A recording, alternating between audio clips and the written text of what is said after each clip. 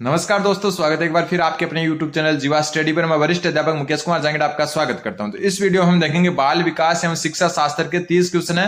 15-15 के हिसाब से दो जो है क्लासेज में पूरे क्वेश्चन देखेंगे और ये लेवल 1 और लेवल 2 दोनों के लिए उपयोगी है, ध्यान रखना। और ये एक रिवीजन के तौर पर और हर चीज एक्सप्लेन करके बताएंगे, इसलिए 15 ही क्वेश्चन लेंगे, क्योंकि जो है 20 से 25 मिनट की क्लास होती है ना, वो अच्छी रहती है। 2 गुना की स्पीड से देखोगे तो आप घूमते फिरते 10 मिनट में जो है पूरी क्लास देख कर रिवीजन अच्छे से कर पाओगे। और आपके जो है बार बार कमेंट करने पर जो है मैं आपके लिए जो है मैथ, जिसमें लेवल 1 और लेवल 2 व लेवल 2 दोनों होंगे, और इसके अलावा साइंस, ठीक है, और जो ईवीएस की क्लासेज अपनी आ भी रही है रेगुलर, और एसएसटी इनकी क्लासेज भी मैं आपके सामने लाऊंगा। पिछले 2-3 साल से मैं एसएसटी बहुत ज्यादा पढ़ रहा हूं, जीके ज्यादा पढ़ रहा हूं, इसलिए जो है एसएसटी और ईवीएस जो अच्छी खासी होगी। साइकोलॉजी जो है वैसे भी जो है एक प्रकार से विज्ञान से जुड़ी होती है, और मैं खुद जो है मैथ साइंस का स्टूडेंट हूं, तो मैथ साइंस भी मैं आपको अच्छे से करवा सकता हूं। तो इस हिसाब से जो है बात करें अपन, तो बाल विकास एवं शिक्षा शास्त्र जो 30 पर्सन है उनको 15-15 के हिसाब से देखेंगे। सबसे पहला क्वेश्चन है आपका क्वेश्चन नंबर 1। क्वेश्चन 1 बोल रहा है, थोड़ा बड़ा कर लेते हैं, कि गिलफोर्ड के बुद्धि के जो संरचना सिद्धांत है उसके अनुसार बुद्धि के तत्वों में क्या समाहित किया जाता है। सबसे पहले ध्यान रखना, गिलफोर्ड के सिद्धांत का नाम है बुद्धि का संरचना सिद्धांत, या इसको एक दूसरे नाम से भी जाना जाता है जिसको कहते हैं त्रिआयामी सिद्धांत। कौन सा सिद्धांत है? त्रिआयामी सिद्धांत, ठीक है।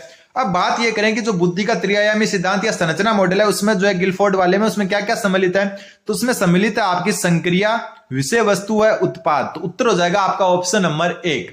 और 15 क्वेश्चन है, लास्ट में जो है ना कमेंट करके अपना स्कोर जरूर बताना कि 15 में से आपके कितने सही हुए, आपके कितने सही हुए। और दूसरी बात यह भी कि जो है पेपर का लेवल होता है ना, उस हिसाब से मैं आपके क्वेश्चंस लेकर आ रहा हूं, वरना मैं सरल से पूछ सकता था कि शास्त्रीय अनुबंधन सिद्धांत किसका है, पावलोव का है। तो ऐसे क्वेश्चंस आते जरूर है लेकिन कम मात्रा में। 2022 का भी पेपर उठा के देख सकते हो आप, तीनों चारों पारियों का पेपर का लेवल क्या था, उसी लेवल से क्वेश्चन करवाने की कोशिश की जा रही है। तो गिलफोर्ड के सिद्धांत में जो है आपका क्या क्या संक्रिया, विषय वस्तु और उत्पाद शामिल है।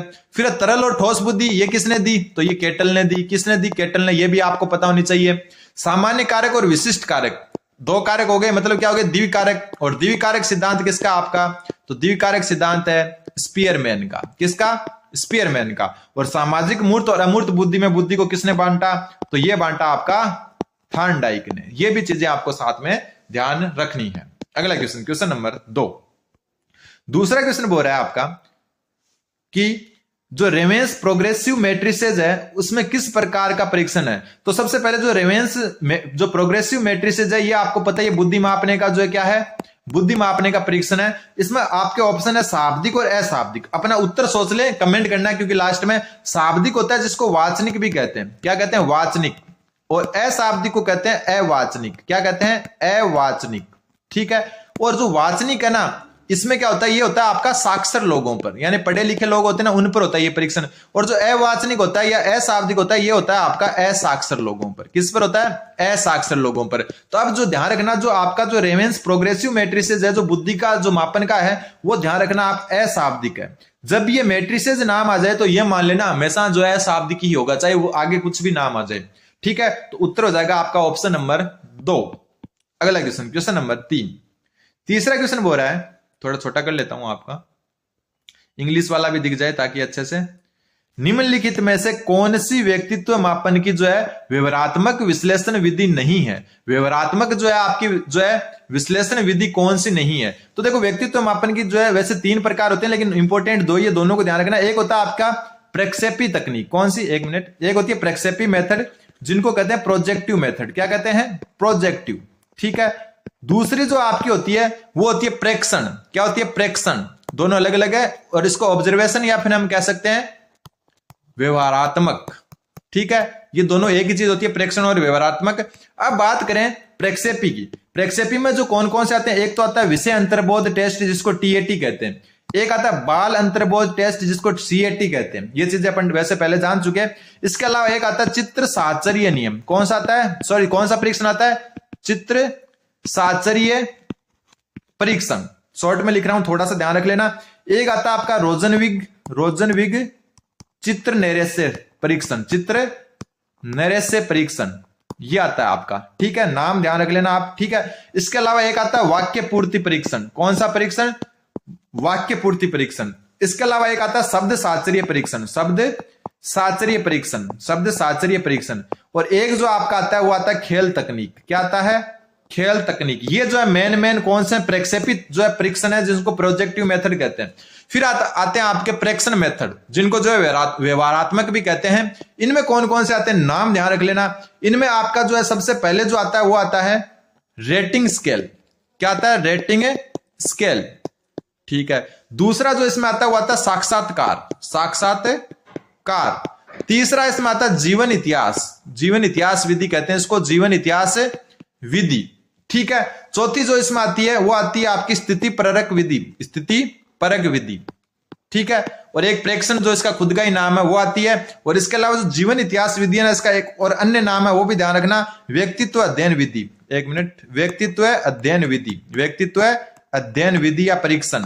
तो ये आते हैं आपके प्रेक्षण या व्यवहारात्मक में। और प्रेक्षित में आते हैं ये वाले। तो यहां बोला है कि जो है व्यवहारात्मक जो विश्लेषण कौन सा नहीं है, तो साक्षात्कार बिल्कुल है। ये रहा देखो साक्षात्कार, ये रहा। स्थिति परक परीक्षण, तो स्थिति परक जो है ये रहा देखो 4 नंबर, तो ये भी है। प्रेक्षण तो ये खुद ही है। तो रोडसा शाही दबा, इसमें मैंने ये लिखना भूल गया। एक इसमें कौन सा आता है? रोडसा शाही दबा वाला आता है। ये भी किस में आता है? प्रक्षेपी में आता है। तो नहीं पूछा था तो उत्तर हो जाएगा आपका ऑप्शन नंबर सी। ठीक है। जो व्यवहारात्मक होता है वो होता है आपका प्रेक्षण वाला, और प्रेक्षण में ये वाले आते हैं। और एक होता है प्रक्षेपी जिसको प्रोजेक्टिव कहते हैं, उसमें ये जो नाम लिख रखे हैं मैंने ये आते हैं, नोट कर सकते हो करना चाहो तो आप। ठीक है। फिर है क्वेश्चन नंबर जो है 4। फिर जो क्वेश्चन 4 बोल रहा है वो क्या बोल रहा है देखो, कि शेल्डन ने कौन सी विशेषता आयताकृतिक प्रकार के व्यक्तित्व की नहीं बताई। देखो सबसे पहले तो मैं आपको एक सजेशन देना चाहूंगा, वो मैं क्लियर कर देता हूं। क्या सजेशन है? सबसे पहला सजेशन है कि जो ये शेल्डन, क्रिस्मर, हिप्पोक्रेटस, इनके जो वर्गीकरण है इनको हमेशा इंग्लिश में याद रखो। यहां बात हो रही है आयताकृतिक, लेकिन ये नाम आपको याद नहीं रखना है। यहां पर ये देखो ये राम मेसोमॉर्फिक या मिसोमॉर्फिक। तो जो है शेल्डन ने 3 प्रकार बताए। 3 में पहला प्रकार क्या बताया इन्होंने? पहला प्रकार बताया इसने एंडोमॉर्फिक। क्या बताया? एंडोमॉर्फिक। कौन सा प्रकार बताया? एंडोमॉर्फिक। ठीक है। एंडोमॉर्फिक की कुछ विशेषताएं जो है अलग कलर में लिख देता हूं मैं। एंडोमॉर्फिक जिनको क्या कहते हैं आप? गोलाकृतिक कहते हैं। क्या कहते हैं? गोलाकृतिक कहते हैं। ठीक है। हिंदी नाम पर ध्यान मत देना। ये देखो मिसो है, वैसे एंडो होता है। ठीक है। एंडो, एक्टो, मिसो 3 भागों में बांटा। और ये गोलाकृतिक होते हैं, ये होते हैं सामाजिक होते हैं। क्या होते हैं? सामाजिक होते हैं, मिलनसार होते हैं। क्या होते हैं? मिलनसार होते हैं। और मोटे होते हैं। गोलाकृति नाम गोला, गोले से ध्यान रखना, मोटे भी होते हैं। ठीक है। फिर दूसरा जो आता है वो आता है आपका दूसरा एक्टोमॉर्फिक। एक्टोमॉर्फिक, एक्टोमॉर्फिक क्या करता है वो मैं थोड़ा सा बता देता हूं आपको। एक्टोमॉर्फिक, एक मिनट। एक्टोमॉर्फिक का क्या काम है? एक्टोमॉर्फिक जो होता है ना वो इसको कहते हैं लंबाकृतिक। क्या कहते हैं? लंबाकृतिक कहते हैं। और ये क्या होते हैं ये भी ध्यान रखना, ये तो पतले और लंबे होते हैं। पतले व लंबे होते हैं, ये तो आपको पता है। ये पतले होते हैं, लंबे होते हैं और कुशाग्र बुद्धि वाले होते हैं। मतलब बुद्धि बहुत तेज होती है इनको, कुशाग्र बुद्धि वाले होते हैं। ठीक है। ये भी बात ध्यान हो गई। फिर जो है एक और ध्यान रखना है वो है कि अंतर्मुखी होते हैं। क्या होते हैं? अंतर्मुखी होते हैं। ठीक है। फिर एक तीसरा जो प्रकार आता है जिसको ऊपर नाम दिया हुआ है आयताकृतिक, जिसको कहते हैं मिसोमॉर्फिक। तीसरा क्या होता है? जो आपका मिसोमॉर्फिक। मिसोमॉर्फिक, मिसोमॉर्फिक के बारे में जो है विशेषता वो मैं बता देता हूं आपकी। मिसोमॉर्फिक जो होते हैं ना, मिसोमॉर्फिक जिनको क्या कहते हैं? आयताकृतिक कहते हैं। ये तो आपको पता ही है क्या कहते हैं? आयताकृतिक कहते हैं। इसके अलावा ध्यान रखना ये होते हैं मजबूत मांसपेशियों वाले। मजबूत क्या होती है? इनकी मांसपेशियां मजबूत होती है। मांसपेशियां मजबूत। ठीक है। मजबूत मांसपेशियां होती है। इसके अलावा ध्यान रखना ये साहसी होते हैं। साहसी के अलावा ये होते हैं ऊर्जावान। क्या होते हैं? ऊर्जावान। अब आप जो है उत्तर देख लो कि आयताकृतिक जिसको मिसोमॉर्फिक कहते हैं वो साहसी, मजबूत और मजबूत मांसपेशियों वाले और ऊर्जावान होते हैं। अब आपके हिसाब से उत्तर कौन सा होगा? मेरे हिसाब से आपको थोड़ा सा पता चल गया होगा। यहां बोला क्या है कि आयताकृतिक यानी कि मिसोमॉर्फिक की कौन सी विशेषता नहीं है। तो देखो मजबूत व जो है पेशीय शरीर, तो देखो ये मैंने बता दिया मजबूत मांसपेशियां, तो ये तो है। फिर है सुसंगठित शरीर, तो मजबूत मांसपेशियां तो सुसंगठित शरीर होगा बिल्कुल। कलात्मक व अंतर्मुखी, हालांकि मैंने जो है ये आपको कहीं लिखाया नहीं है कलात्मक किसके बारे में, अंतर्मुखी किसके बारे में लिखाया? जो है आपको एक्टोमॉर्फिक में, और ये इसके साथ में एक और लिख लें आप, ये कलात्मक भी होते हैं। क्या होते हैं? कलात्मक। ठीक है, तो ये तो विशेषता नहीं दिख रही। बाकी देखो ऊर्जावान व साहसी, ये देखो ऊर्जावान व साहसी भी लिखा दिया, तो उत्तर आपके हिसाब से पता चल गया होगा कौन सा होगा। तो उत्तर होगा आपका ऑप्शन नंबर जो है डी, क्योंकि नहीं पूछा था। और ये जो है मिसोमॉर्फिक की ना होकर किसकी? एक्टोमॉर्फिक की विशेषता है, अंतर्मुखी और कलात्मक। ठीक है, तो उत्तर हो जाएगा आपका ऑप्शन नंबर डी। फिर है क्वेश्चन नंबर 5। पांचवा क्वेश्चन क्या बोल रहा है आपको कि फ्राइड का जो मनोविश्लेषणात्मक सिद्धांत है उसके संबंध में निम्न में से किस कथन से आप सहमत नहीं हैं? किस कथन से सहमत नहीं है ये पूछा है। तो सबसे पहला कथन है आपका कि इड, जिसको आईडी कहते हैं, इड जो है अहम और पराहम संपर्त्य न होकर वास्तविक भौतिक संरचनाएं हैं। तो देखो इड, अहम और पराहम, जिसको इंग्लिश में कहते हैं ईगो, सुपर ईगो और आईडी, ये तीनों जो है संपर्त्य न होकर भौतिक अवस्थाएं हैं, तो भौतिक अवस्थाएं नहीं है। और असहमत पूछा था, तो यही पहला ही उत्तर हो गया। ठीक है, जो है ये तीनों क्या है? संपर्त्य है, ना कि कोई भौतिक संरचना थोड़ी ना है, कोई आपके सामने फिजिकल स्ट्रक्चर थोड़ी ना है, ये सिर्फ और सिर्फ आपके संपर्त्य हैं। ठीक है, तो इससे सहमत नहीं है अपन।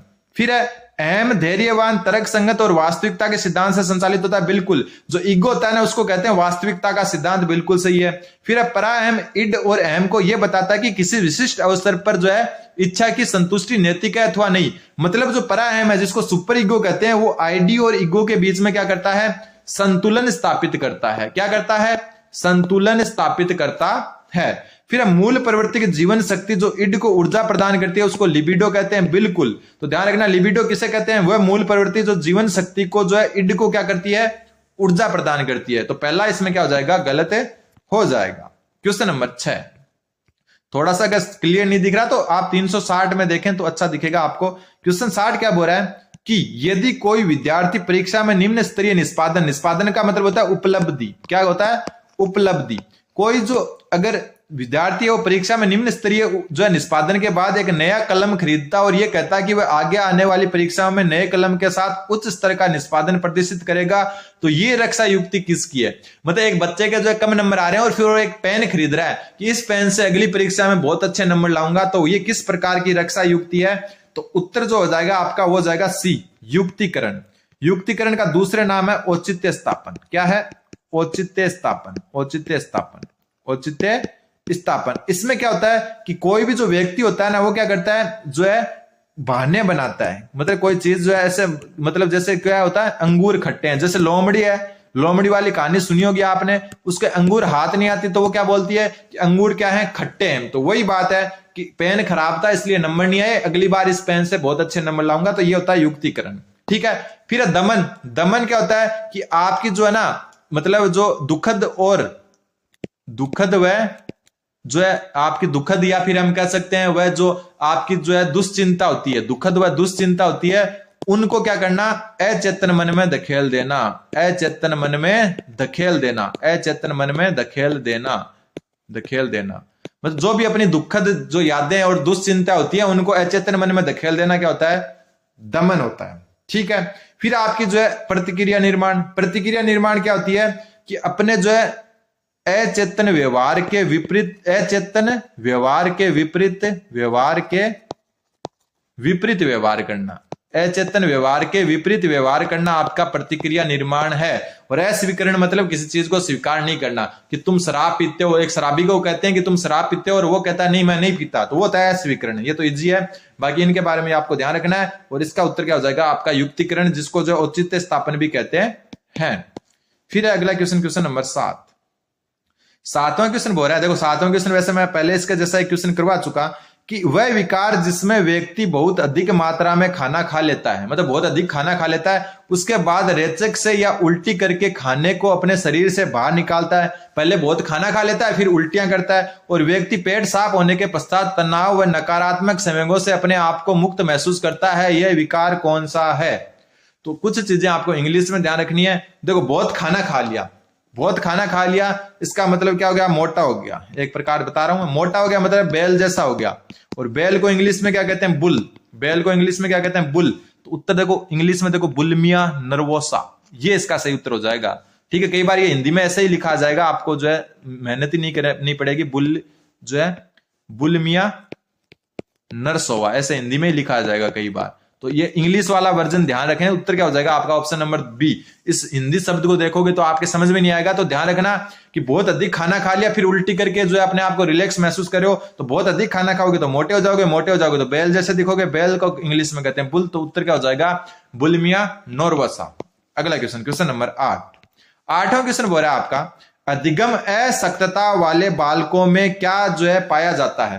तो जो अधिगम जो सक्तता है उसमें जो बालक होते हैं उसमें क्या होता है, अधिगम जो असक्तता है उसका मतलब होता है असक्त होना। असक्त मतलब क्या होता है, कमजोर होना। क्या होना, कमजोर होना, किसी चीज में जो कमजोर होना या मंदबुद्धि टाइप से कह सकते हो। तो देखो अगर आप में अधिगम असक्तता है तो उसमें बालक में क्या प्रभाव दिखेंगे, वो पेशीय समन्वय व हस्त निपुणता उच्च कोटि की होगी, मतलब उसकी पेशियों में जो है एकदम जो है उच्च कोटि के जो क्या होगी, हस्त निपुणता होगी। तो ऐसा तो होता नहीं है, ये तो एक जो एकदम सही बालक होता है उसके लिए होता है। फिर स्थान तथा समय की समझदारी पाई जाती है, तो ऐसा भी नहीं पाया जाता। असक्त मतलब कमजोर है वो, ठीक है। अवधान से जुड़े विकार अनुपस्थित होते हैं, तो ये भी गलत है, क्योंकि अगर एक बालक अधिगम असक्तता से ग्रसित है मतलब उसमें अधिगम कमजोर है, तो वो क्या होगा, अवधान से जुड़े उसमें विकार उपस्थित होंगे, अनुपस्थित नहीं होंगे। तो उत्तर क्या हो जाएगा आपका पठन वैकल्य के लक्षण पाए जाएंगे। पठन वैकल्य का मतलब हो गया पढ़ने में कठिनाई। किसमें, पढ़ने में कठिनाई। तो बिल्कुल एक अधिगम असक्तता वाले बालक में पढ़ने में कठिनाई पाई जाएगी, तो उत्तर हो जाएगा डी।